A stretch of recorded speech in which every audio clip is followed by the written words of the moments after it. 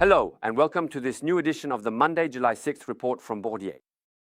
The statistics published in the United States last week were rather satisfactory. The drop in oil prices notably allowed consumer confidence to recover in June.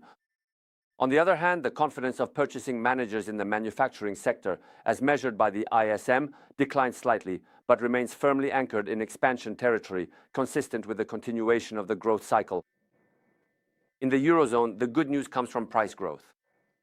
Indeed, inflation slowed more than expected in June from plus 3.2 to plus 2.8% year-on-year. But it was the US employment report for the month of June that was the most important statistic published. As shown in the chart, the economy created 48,000 jobs in June.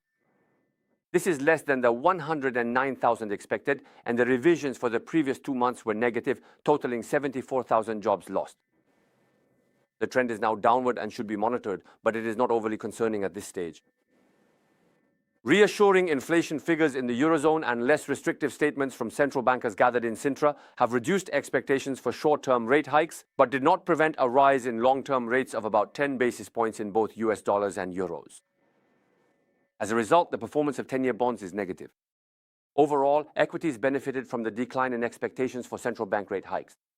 This is especially true in Europe, which rose by more than 2.7%, where stocks also benefited from reform announcements in Germany.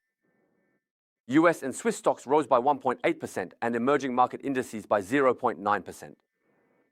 It is worth noting that sector rotation continues, with cyclical sectors outperforming in Europe and discretionary consumer sectors leading in the United States, to the detriment of tech and raw materials sectors.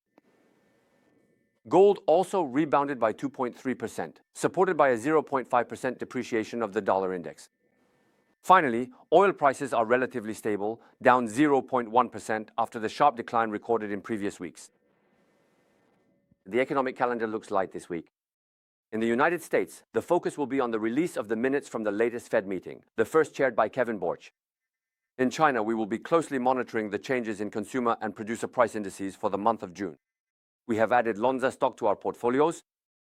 The Swiss company is a strategic partner for pharmaceutical and biotechnology firms, offering an integrated service ranging from drug development to production. The recent announcements of extended collaboration with American companies are reassuring regarding the outsourcing needs of firms in the sector, despite the ongoing tariff war. These factors should allow the stock to continue its recent outperformance within the sector. That's all for today. Thank you for your attention and see you next week.